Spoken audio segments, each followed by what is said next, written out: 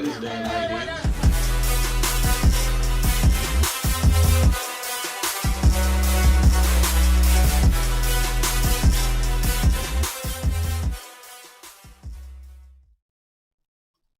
And welcome into We Talk Sports Good. We are here live on another Wednesday, joined by, of course, Randall like usual. It's about to get rowdy, Dom. We are also joined by our NBA expert for this week, Mr. General Jury himself.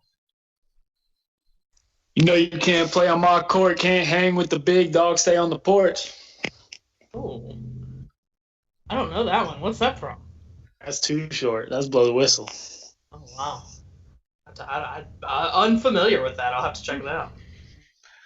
If you haven't been tuning in and noticing, catching on to maybe what Jalen brings to begin every show. So maybe we'll start doing a play to lyrics game as we'll get some betting odds on betting odds. Yes, that's right. That's better.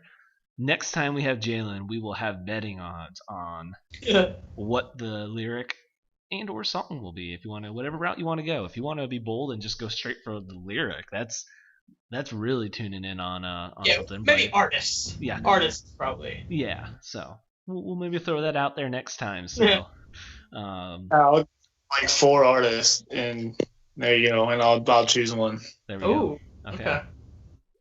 So. We have Jalen joining us here as we are going to be digging into a lot of NBA. As we had mentioned last week, we do save our big Super Bowl preview show for the Wednesday before. That is where we go position by position, and Randall gets to spend lots of time talking offensive line as we go break that down all the way to this. I can't remember. Did we start adding in more? Like, did we go like special teams? I think we did coaching. I mean, yeah, we did coaching, and I know we've done special teams because I specifically remember talking about punters. Yeah, so we will talk about the brand. So that is easily one of my favorite, probably if not my favorite episode that y'all do. So anyone who may be listening, if you have plans next Wednesday at 8:30, cancel them because you're gonna want to hear Big Red go position by position. That's right. No other group breaks it down like we do, and Randall, with his O-line love, you are going to feel very informed. Especially with this one, as the Chiefs are going to be without a lot of players, so we get backup breakdown by Randall, so that'll be very good. I'm going to have to hit the tape, Dom. Don't know a lot about some of these backups, but I'm going to have to hit the tape. So that's how dedicated. Randall will go backup offensive lineman tape for you to break down the Super Bowl. So I will find their 7th grade football tape and I will break it all down. So that will be next week. As you see, as I finally learned how to use the scroll on the bottom, we will be covering just briefly the conference championship games. As like I said, we'll really dig into NFL next week. And then with Jalen joining us, we did not get his thoughts on the James Harden trade. We have a little LaMelo rivalry going here between these two. We do look at the season, the surprises stand out so far, and then we will cap it off with the best player in the NBA right now. I timed it pretty well. Right when the scroll was going, I don't know if you guys have it pulled up, but I literally was getting it as the scroll was leading it up. So we have a text. It is not a question, but just letting us know. No. They're our number one fan. Oh, Caleb. He just beat me in the Super Bowl in Madden. I'm kind of salty about it right now. I threw some really stupid picks with Josh Allen. It is what it is. I was not built different that day. Not built different. Well, as you said, since we are going to be just kind of briefly touching, we will jump right in then. Chiefs Bills right away. Kind of any quick thoughts you really want to give? Here's the thing. Mahomes played a really, really tight, really great game. 29-38, 325, 3 touchdowns. Josh was a little off. And that's to be expected. The Chiefs, I feel like the Chiefs secondary is really, really underrated this year. A lot of people are talking about them, and when Josh Allen can't necessarily get it going, like we talked about, we've been talking about with them for weeks, they don't have a running game. Josh Allen was their running game this week. He had 7 carries, 88 yards. they have got to find some type of running game to be able to rely on when Josh Allen just isn't hitting. And, they just couldn't really get it going on offense. And then, of course, Tyreek Hill just goes off, 9 for 172. At first, they were able to hold him and Kelsey down a little bit, but then Mecole Hardman started playing really well, and it's like, okay, now we got to cover Mecole. And the second that happened, that's when Tyreek Hill and Kelsey just started killing him. And at that point, it's already over. So good to see Mahomes in it again. There's not too many people that you can just look at that just say they don't like him. I don't know why you wouldn't. Seems like a really nice guy. But yeah, there you go. Chiefs back in it. Yeah, I mean, on trajectory is the same as Brady in his career right now. If he wins this one, he'll have 2 in his first 4 seasons, just like Brady did, I believe. Wow, that is pretty cool. I think that's what it is. I'm pretty sure. Well, regardless, though, if he does win it, I'll keep it brief, like you said. I mean, yeah, this is definitely the draft. Bills can snag a running back to help out. Yeah. You can't win by kicking field goals against the Chiefs. I will just leave that there. I will give them that very first one in the beginning. They went for 1 4th down, got it, and then, okay, yeah, let's just take the field goal at that point. But the other 2, you kicked 2 field goals in 2 possession games, and after you kicked the field goal, they were still 2 possession games. Mm-hmm. You cannot beat the Chiefs like that. You cannot do that. So that's really all I have on that game. You pretty much hit the nail on the head on everything else. Jalen, you want to throw anything in on this one? Yeah, I think the last time an announcer saying and coming out of the backfield is TJ Yeldon. Last time that sounded good was probably 8 years ago. Yeah, for sure. I mean, Zach, don't get us wrong. Like, Zach Moss being out hurt them. Yeah. But as much as I loved him coming out of the draft, which I will be the first one to admit, I said that I thought Zach Moss would be the best running back after that draft. He's probably not. I think he's a good second piece for them at running back, but they need someone to replace Singletary. Singletary's just not it. He's just not it. I think there's still time for him. You like Singletary still? Oh, no. I meant Zach still Moss? time. Zach Moss, yeah. Yeah. Yeah, the thing I liked him so much is he doesn't necessarily have top-end speed or anything like that. He just makes, in college at least, he was able to make guys miss so much. He wasn't necessarily like incredible agility or a huge power back or anything like that. He just kind of found ways to make guys miss. I don't know. I just really liked him a whole lot coming out, and I still think he can be a reliable back, but nothing stellar for them. That's fair. Well, then we had, of course, like you mentioned, we'll have Mahomes Brady in the Super Bowl. So we had the Bucks winning 31-26 against the Packers, which I saw trending on, I think, Sunday or Monday. I don't know if you did, but someone threw out that Rex Grossman has the same amount of NFC championships as Rodgers. Yeah, so this is what I was worried about with them losing this game, was that now the narrative on Rodgers is going to start shifting to the fact that he can't get it, quote unquote, can't get it done. But it's like, come on, dude. Like, don't try to think about some of the teams Rodgers has had to play throughout the Super Bowl and some of the freak things that have happened to him in playoffs. Like, I mean, look, I think it's unfair to act like somebody who's made it to a bunch of championship games but hasn't necessarily, like, do you act like Kelly isn't a great quarterback just because he didn't win any of those Super Bowls? He made it to 4 straight Super Bowls. That's insane. He didn't win any. That sucks. He lost a couple based off crappy kickers, but like that's not his fault. I don't put this on Rodgers. Like, oh no, Rodgers played an incredible game. Yeah, I hate that comparison. It was kind of funny, but then once it started going on, I was like, okay, this is really dumb because now we're going to actually have people start making made a ridiculous argument that, well, maybe Rodgers isn't as great as we think. Okay, well, yes, he is. You go down that line, you go down a very stupid line of, well, is Breeze that good because he only has 1 Super Bowl? Is Manning that good because he only has 2? He has the same as Eli, so is he really that good? Is Dan Marino, he's not, I mean, Joe Flacco has a Super Bowl. My best friend Trent Dilfer has a Super Bowl, but Dan Marino doesn't. I mean, it's a stupid way to go. and let's spin it like this. If they don't take Love, they have somebody other than Valdez-Scantling and Lazard and Mercedes Lewis and Robert Tonyan. No offense to Robert Tonyan. I know everybody loves Robert Tonyan. But, like, St. Brown. St. Brown is horrendous. I was looking at the wide receivers that went, right after that pick. Yeah. They obviously wouldn't have got Jefferson or Ayuk, but T. Higgins, Michael Pittman Jr., Shenault. All of those guys are Chase Claypool. Yeah. KJ Hamler. I know Hamler didn't do much, but if you gave him Rodgers, then he would have done a lot more.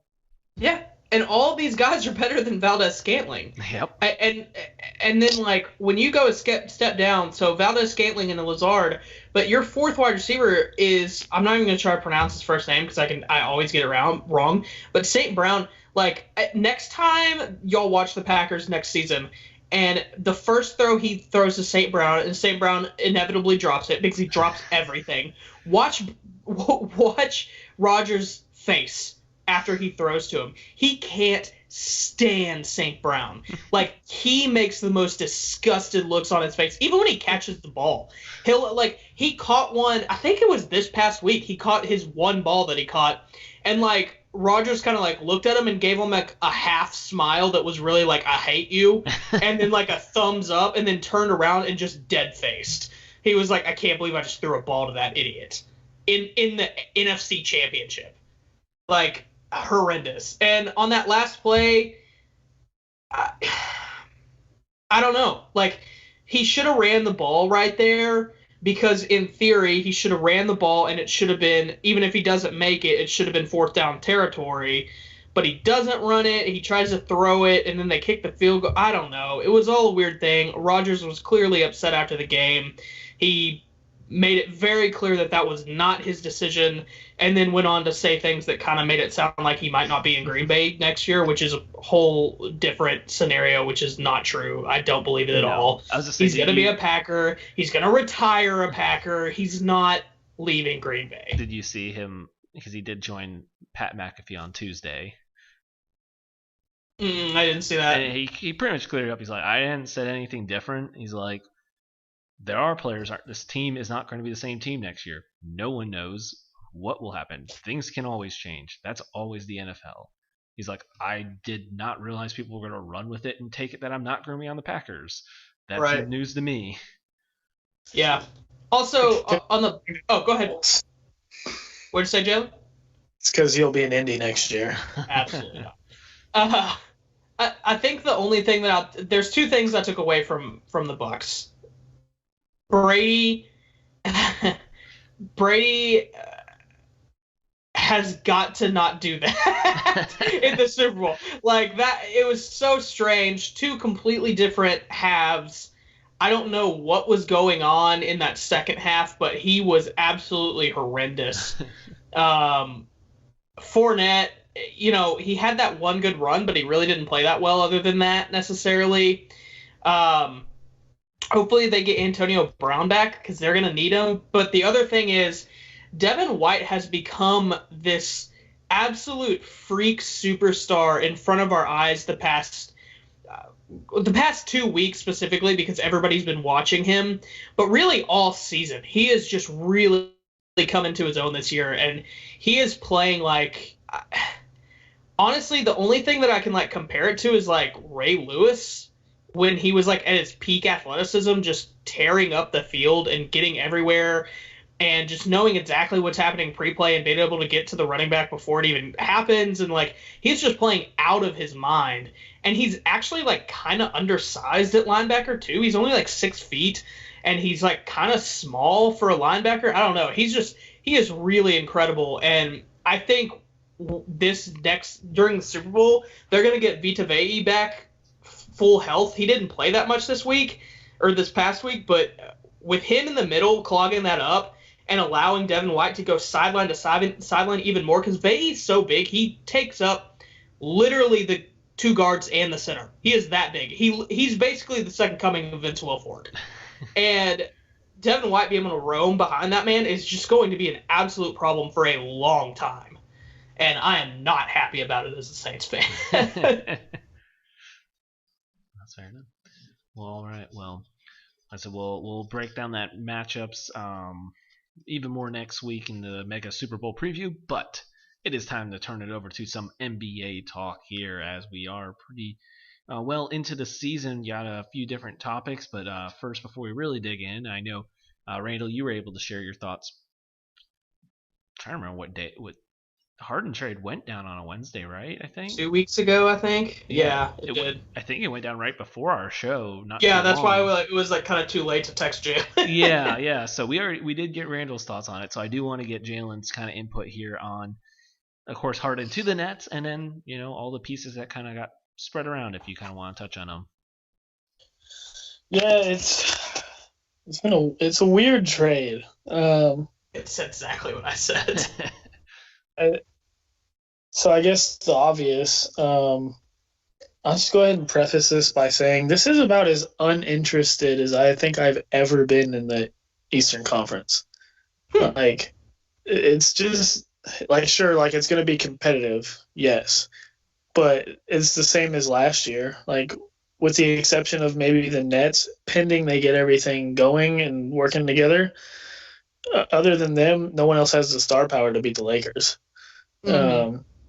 So it's the same thing as the bubble. Like, the Heat, fun to watch. The Eastern Conference, the Eastern Conference playoffs were great. They were competitive, but kind of the same thing. So I say all that to say, the Nets now have enough quote unquote star power to do some things.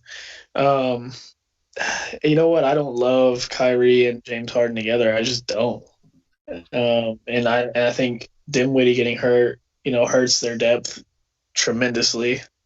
We still, it's still early. He's hooping, but we still don't know how healthy he is, like in terms of long haul season. Kyrie, a lot of people, because Kyrie and James Harden are both ball dominant, right? Like super ball dominant, and a lot of people said that Chris Paul and James Harden wasn't going to work because they're both ball dominant. But here's the difference between Chris Paul ball dominant and Kyrie Irving ball dominant. Chris Paul is still a distributor first. Mm-hmm. Kyrie has never been a distributor. He's always been a scorer first guard. He's always been, Kyrie is what he is. He's dribble, make you look stupid. Let's go dancing, and then I'm gonna score. And kind of takes the Jalen approach to the next level because he's obviously 1,000 times better than I was, but it's I will pass if I absolutely have to. Like, if there's just someone so open that I could just drop the ball and kick it to him, then I guess I better throw them the ball. Or if there's 3 people on me, I'll throw it.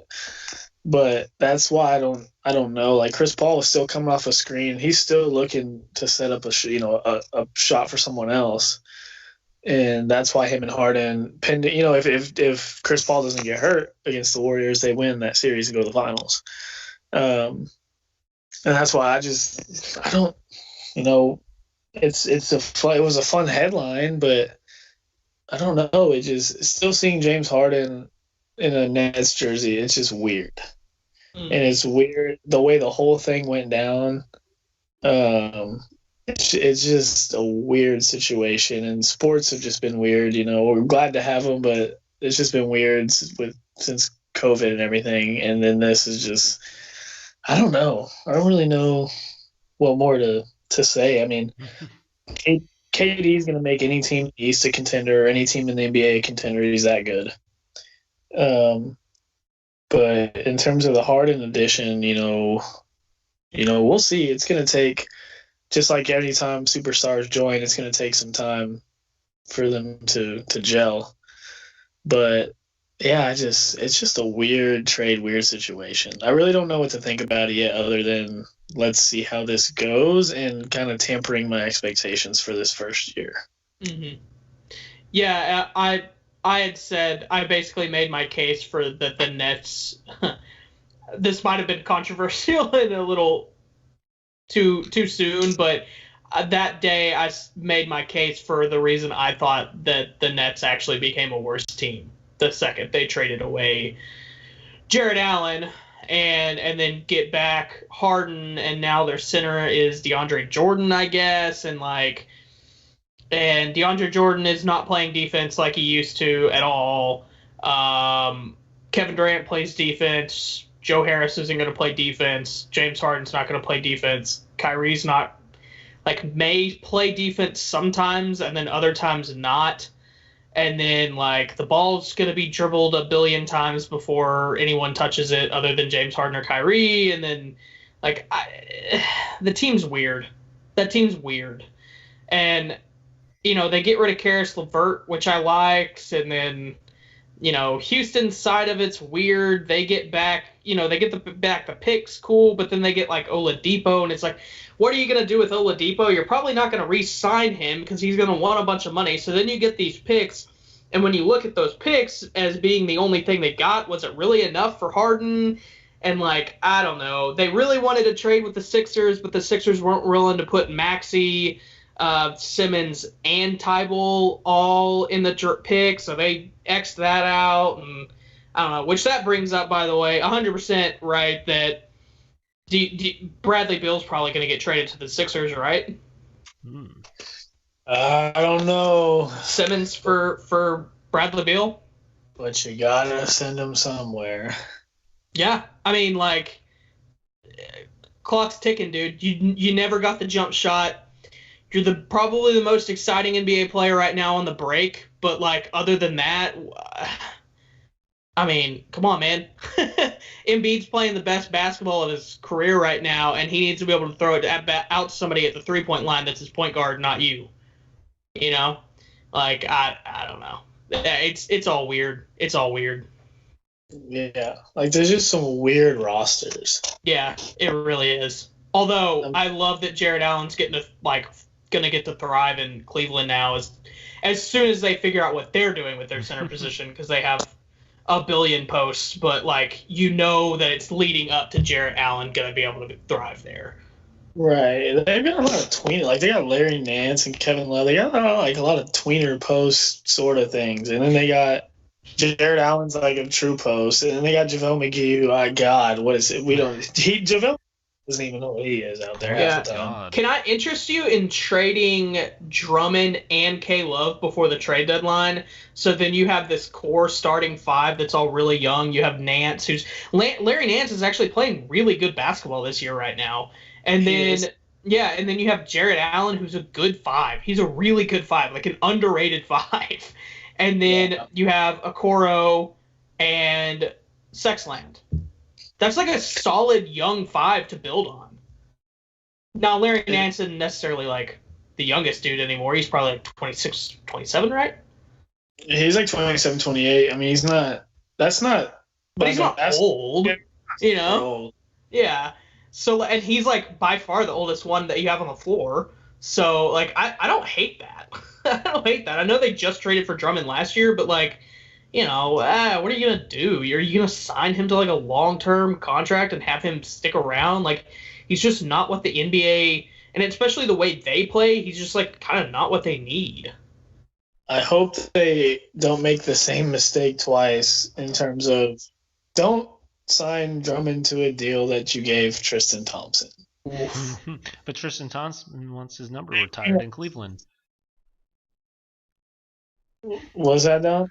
Tristan Thompson wants his number retired in Cleveland. He doesn't even deserve to have his number retired at his high school. You know what he said? He did. He said he hopes that Cleveland will retire his jersey number. Oh my God. Are you kidding me? Okay, now I gotta address this. Okay. Well, what exactly on God's green earth would lead you? That's why, and I know this is a sports show, but that's why you can't be messing with them Kardashians. They be having you thinking, oh no. You surround yourself with a multi-million-dollar family who's famous for doing nothing, you think you should get your jersey retired for doing nothing. I can't believe. I was kind of joking when I asked if you were serious if he said that, because I just thought there was no way that any. Oh my gosh, that blows my mind. Cleveland, a bunch of people are very hardworking, tough, gritty people. That's how I was when I played. I hope people remember me like that. Hopefully, one day my jersey's up in that arena. Oh, God. Wow. No, sir. Before we get to LaMelo real quick, breaking news, by the way. Yeah. Ravens assistant head coach and wide receiver coach and pass game coordinator. Woof. David Culley is being hired as the Houston Texans head coach per Mr. John McClain out there in Houston with the Houston Chronicle. I will not keep Watson in town.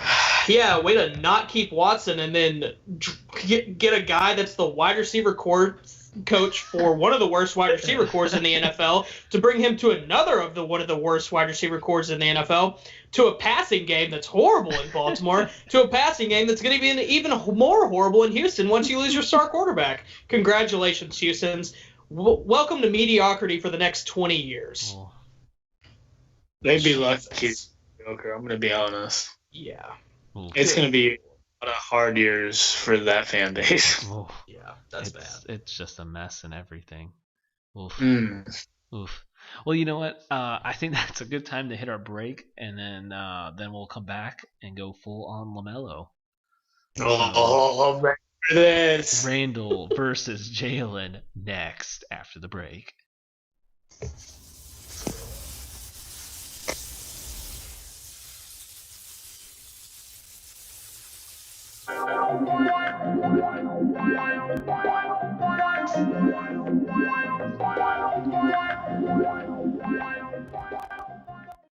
Welcome to MyBookie. You're ready to create an account and start making money. And we're here to help.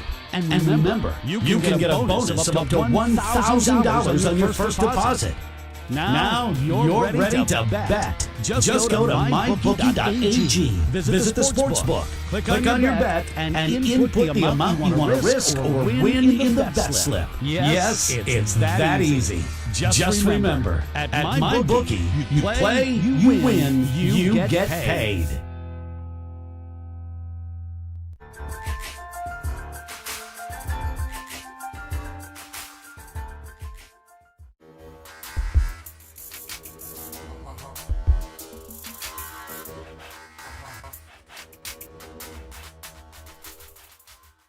At Amazon, we're pretty good at getting things done. We're pretty good at solving problems. COVID-19 is the biggest challenge we've had to face. The challenges are what motivate us. Like flying masks to our employees around the world. We're doing everything we can to get you what you need. And doing everything we can to keep our people safe. I'm former Navy pilot Sarah Rhodes, and I'm proud to lead our Amazon Air Network.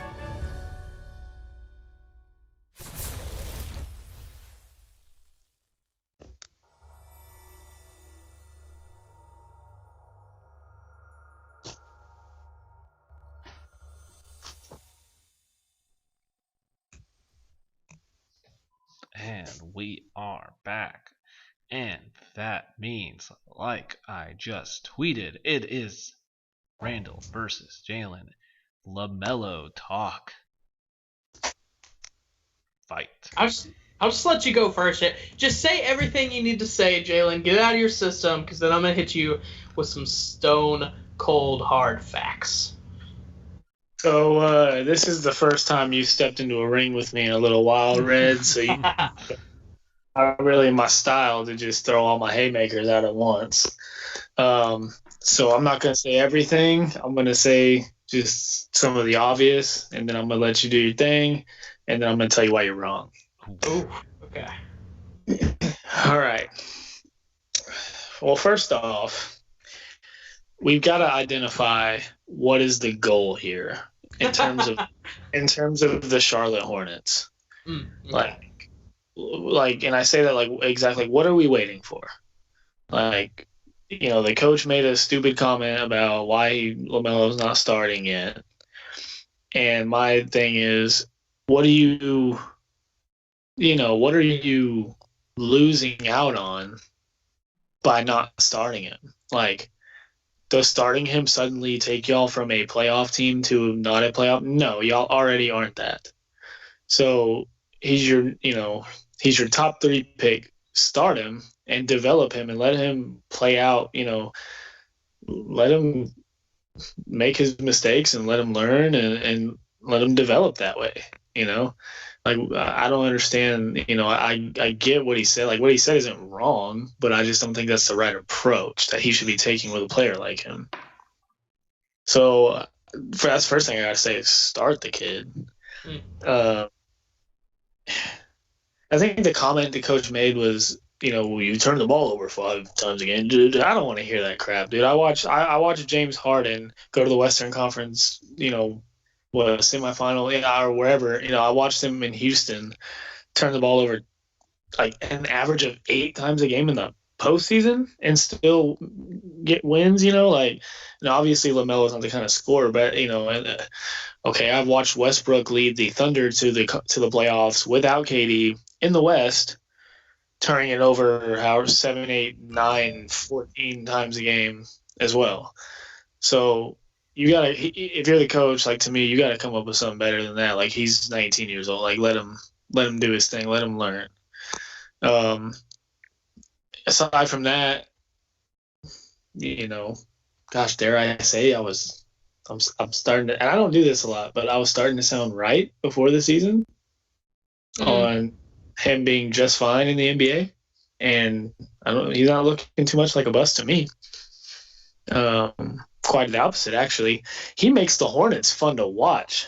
When's the last time we said that? The last time we said that's fair. That's definitely fair. He makes them entertaining. That is definitely fair. The last time we said, man, I can't wait to watch the Hornets play, or even I think I'm gonna watch the Hornets play. The last time they had a Monstar and a 4'10" point guard. I had 2 Monstars. They did have 2 Monstars. They had 2. They had 2 Monstars the last time anyone on this planet ever said, I think I'm gonna watch the Hornets. I never even thought about that. They could pick. They could have picked from every team in the NBA, and they picked 2 Monstars from the Hornets. Wow. Oh, so Lord. That's the last time anyone's ever cared to watch the Hornets play. And now that he's here, he's intriguing. Just some of the passes he makes. He has made them like a top 5 like NBA league pass team, if you want to call them that. Where like you don't watch them like on it like TNT, but like you check them out on League Pass. Right, like you certainly like you said, you may not want them on the primetime quite yet, but you do want to know what they did. Yeah. You do want to know what he did. And so I'm just going to start with that. And I've got a few more things, but that's where I'm going to start. Okay. So I'm going to go down a LaMelo stats rabbit hole for a second. All right. So let's start with his scoring ability. He is averaging 11.3 points per game with a field goal percentage of 40.1%, which lands him 124th in the league, right above Kobe White. Halliburton is averaging 11.4 points per game, and he's shooting 50.4%. Tyrese Maxey, 10 points per game at 46.5%. The league average 3-point percentage is currently at 36.5. LaMelo is a 31.2. So not only is he below average, he's just straight up kind of not good, which is what we figured. We figured he wouldn't be a great 3-point shooter, right? Yeah. So his coach benched him 2 nights ago. He has slowly been getting less and less minutes, just slowly because and then now he's getting benched at the end of games and not starting and everything. And his coach is publicly taking shots, like you said, at his ability to play defense and not turn over the ball, quite a bit, actually. So obviously we all knew his defense was going to be not good, and that's lived up to that hype for sure. But he is turning over the ball quite a bit, quite the rate, Franklin. He's averaging 2.5 turnovers a game, while only averaging 24.6 minutes per game. For reference, there's only 2 players in the whole NBA averaging more turnovers a game with less than 30 minutes a game. Dragic averages 2.9 turnovers a game at 26.9 minutes, and Aaron Gordon 2.6 turnovers at 29.6 minutes, so basically 30 minutes. That's it, though. Look, so he's literally a turnover machine. His turnover rate per 100 possessions is 17.6. That's a lot. He's like, to brush off the turnovers, yeah, he's not turning over the ball as much as Harden and those guys, but those guys are not only putting in points, but way more minutes and way more possessions than him. If he was getting that amount of possessions, he would be turning over the ball just as much as them without the production. That's the problem. So then you look at his assist numbers, because those are pretty good, right? And you say, yeah, he's got a lot of assists, but it's because like the second he touches the ball, he passes it. With those like turnover numbers to those passes, it doesn't seem like the passes are necessarily like that successful. And he's only taken 10 shots a game, which almost half of those are threes, which he's bad at, as we've already established. And I feel like he's actually probably passing up good shots to try and go for the fancy pass that gets him a highlight or an assist, and then takes bad shots to instead. So he passes up the good shots to pass, but then takes the threes, I guess, to try to get his points per game up or something like that, because he doesn't need to be taking those threes at all. But the last stats I want to give you, Jalen, I don't necessarily agree that they're good stats to look at. I just think they're funny, and I hope they make you angry. LaMelo Ball currently has a win share percentage per 48 minutes of .075, which lands him at 133rd in the league, which is one spot above Andrew Wiggins.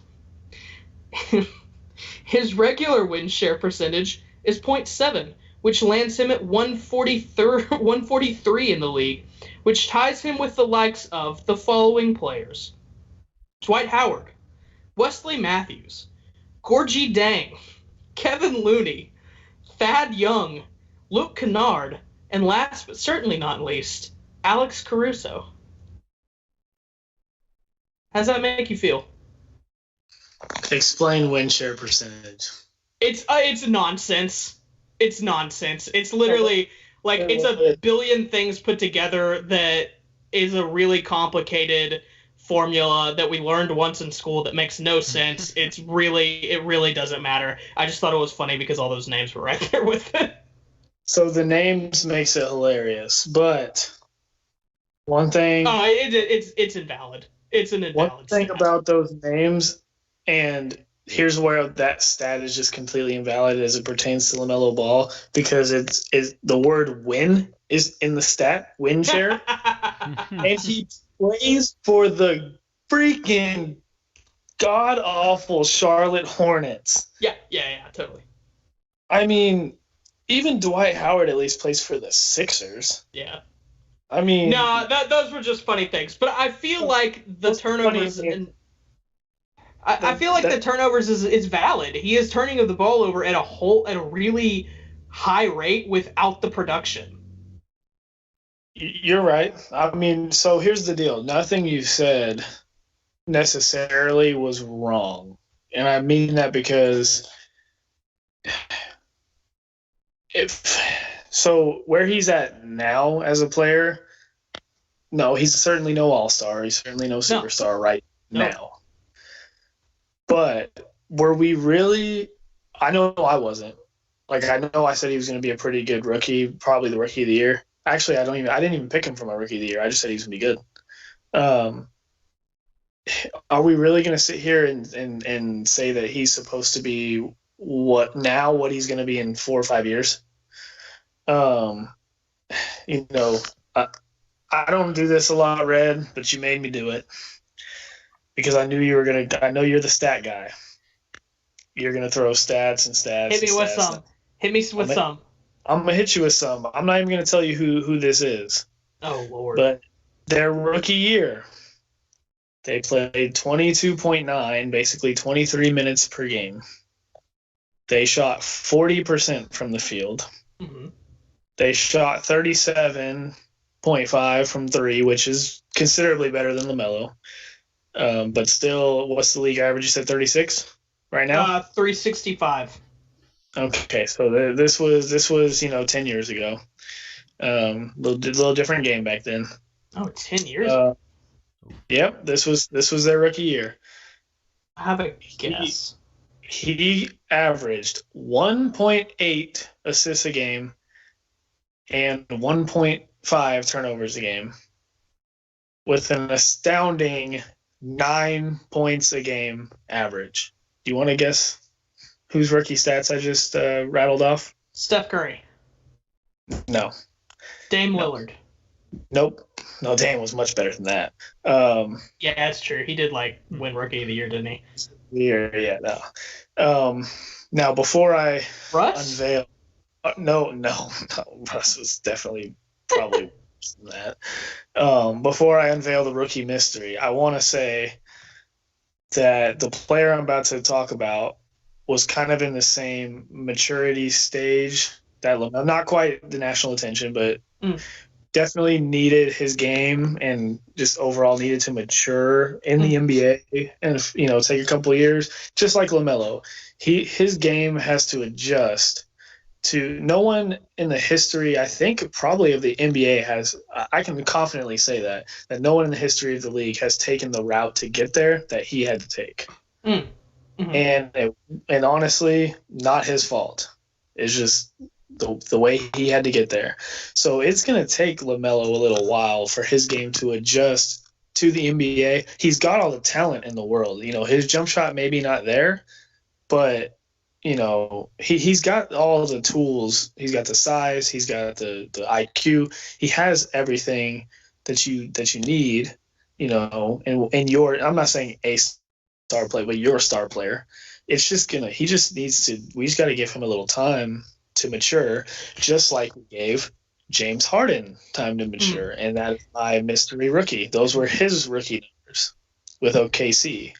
Now, granted, he did have some other big-time players with him on that team that LaMelo didn't have. And so it allowed, I think, for him to come off the bench. And no one really expected out of James Harden what we expect out of LaMelo for some reason, because we forget how good Harden was at Arizona State.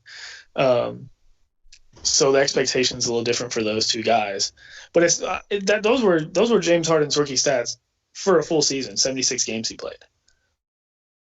So, if we're going to sit here and be okay with someone like James Harden, I'm sure I could pull up tons of guys who had similar rookie years who ended up blossoming later on. I think that's going to be the same story here. I just think we're going to have to give him time to me. Like I said, he's fun to watch now.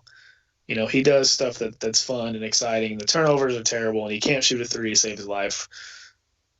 But him maturing and realizing when to make those passes, when to not shoot a three and maybe try and get to the basket or get a mid-range, that needs to happen sooner than later.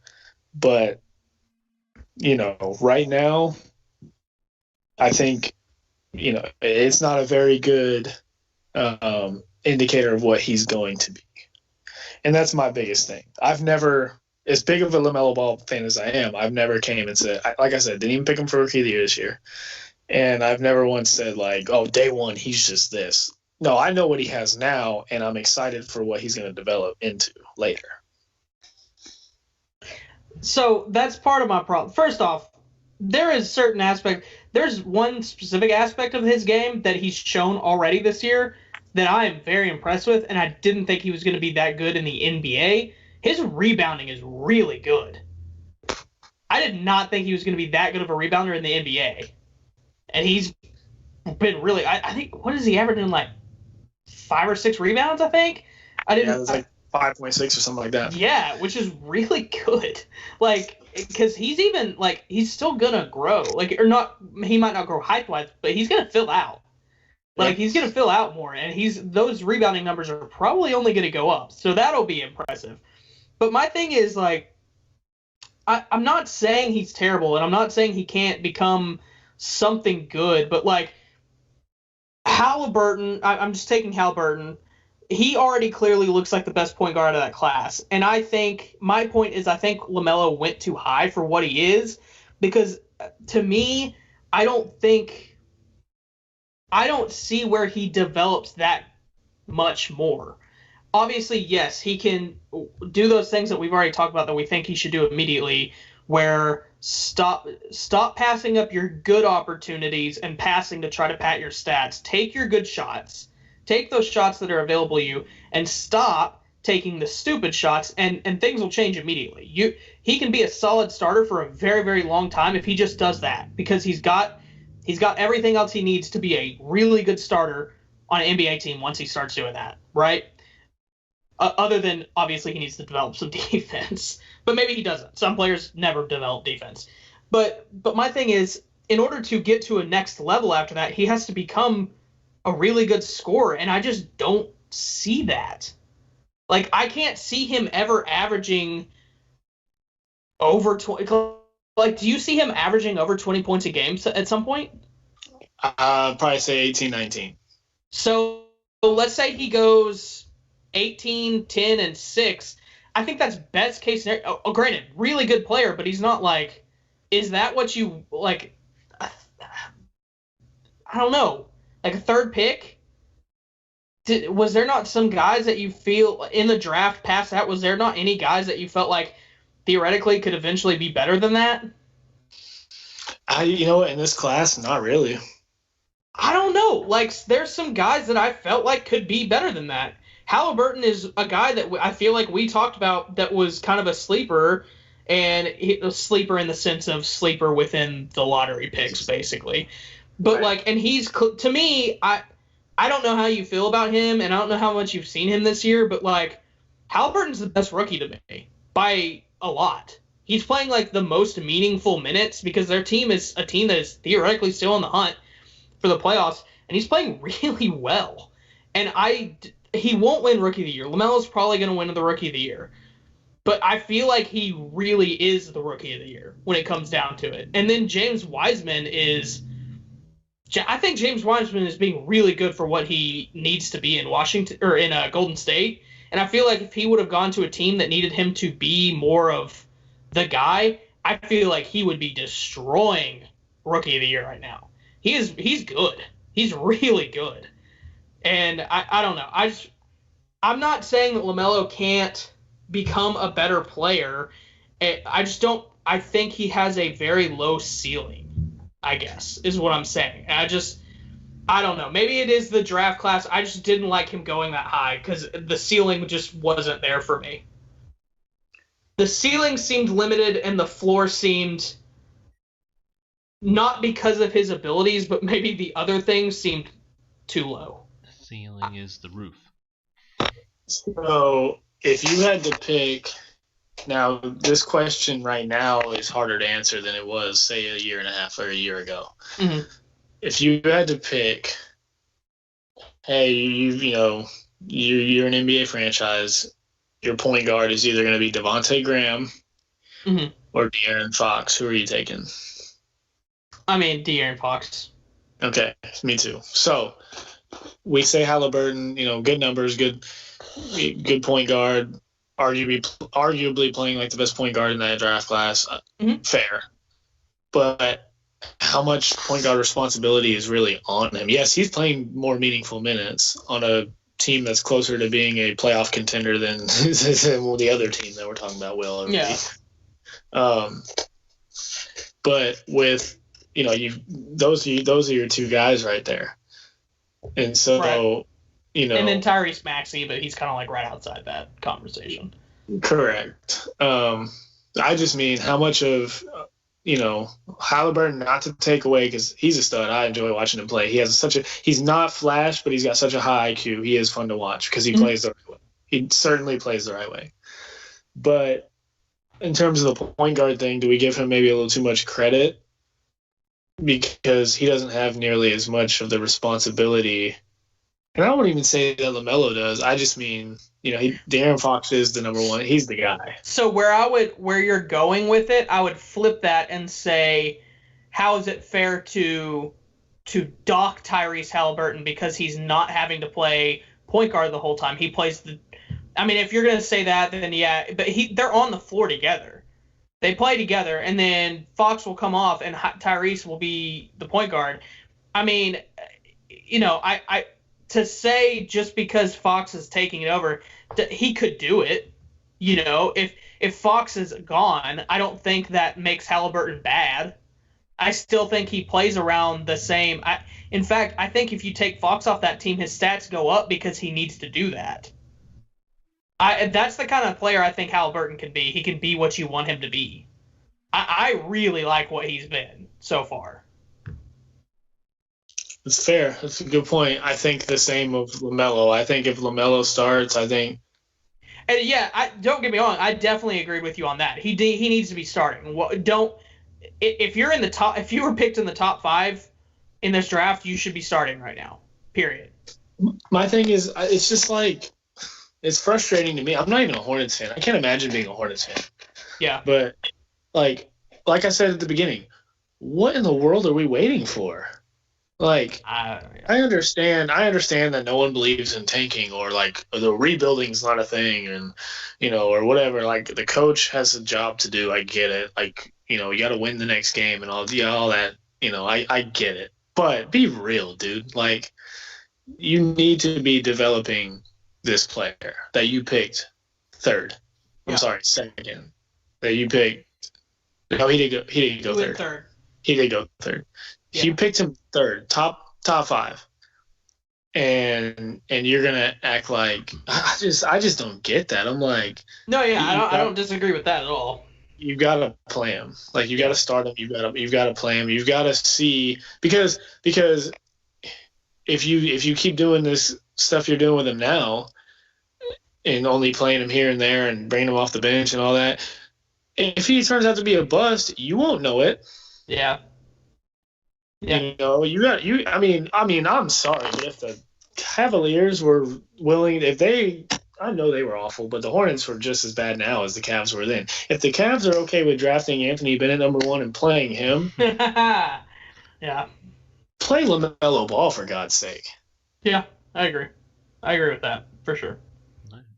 Well, I think you and me are closer on LaMelo Ball than we like to act like we are. I think you take me as my extreme, and I take you as your extreme, when neither one of us are really at those extremes. Well, at the end of the day, I'm a basketball realist. I am. No matter how much I am a fan of someone, no matter how much I am a fan of my own team, the Blazers, I'm not going to sit here and pick us to win a championship anytime soon. I just won't do it, and I'm not going to, as much as like.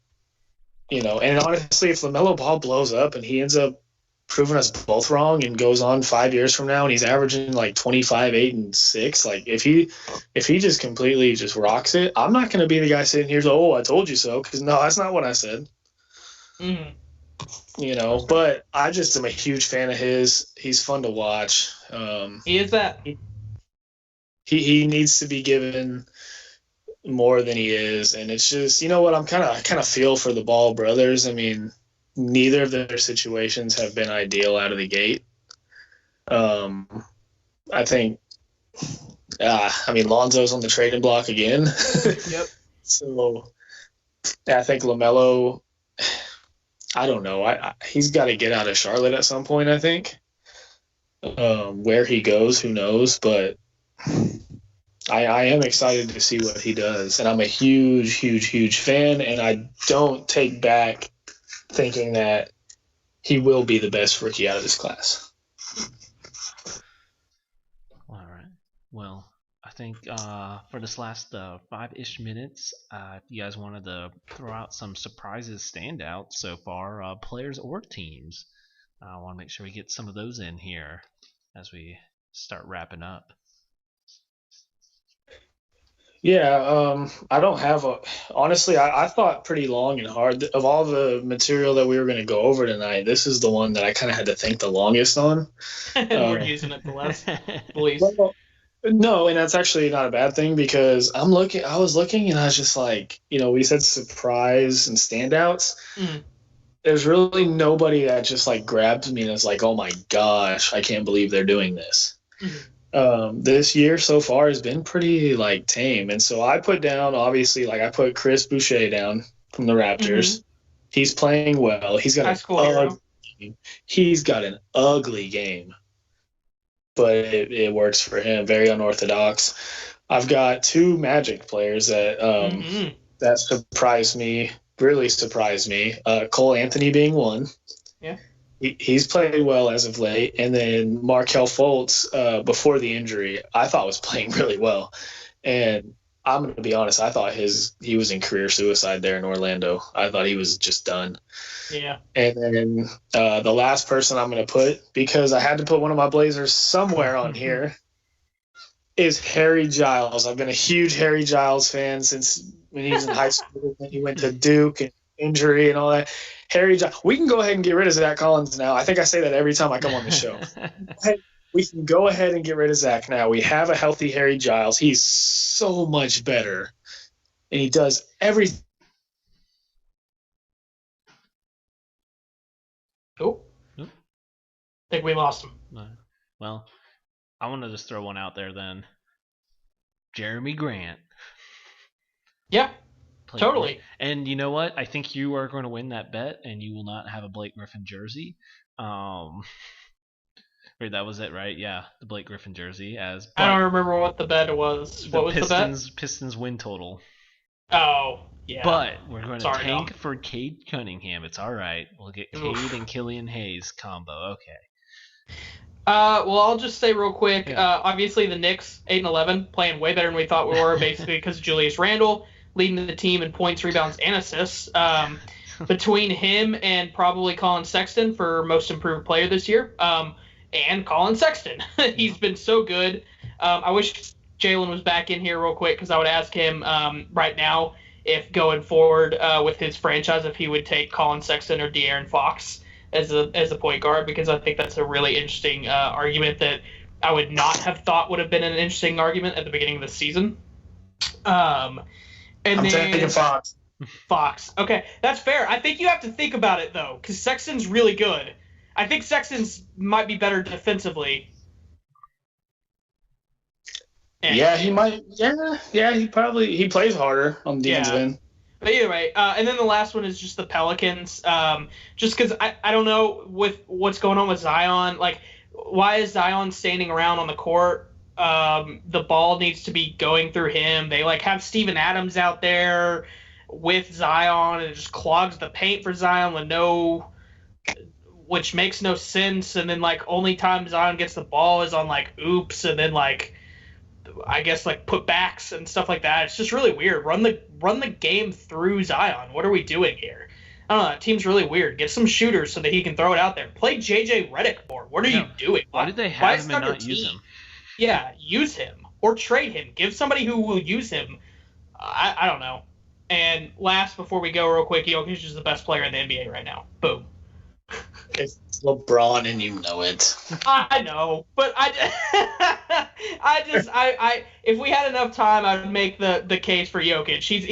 He's basically a triple double, and he's a center who's basically possibly the best passer in the NBA. Oh, and by the way, he's what centers now have to become, because center was the quote-unquote dying position, but now he's exactly what it has to evolve into, a big man who can shoot and pass the ball to stay relative, and he's doing the best of it that he could possibly be, and he's literally the future of centers. Sorry. Future of LeBron is the future. And LeBron is the future of nothing, because we'll never see another one. That's true. All right. Well, there we go. We got you covered on conference championship, and then we very much dove into the LaMelo debate, and I'm sure we'll have some more of those to come. And of course, got Jalen's thoughts on James Harden, and then some quick surprises that we had for this NBA season. But we'll definitely check back in for some more NBA as we keep going on this season. And next week, like I mentioned, it is our Super Bowl mega preview show, so tune in next week. Thanks for listening, and have a great rest of your night.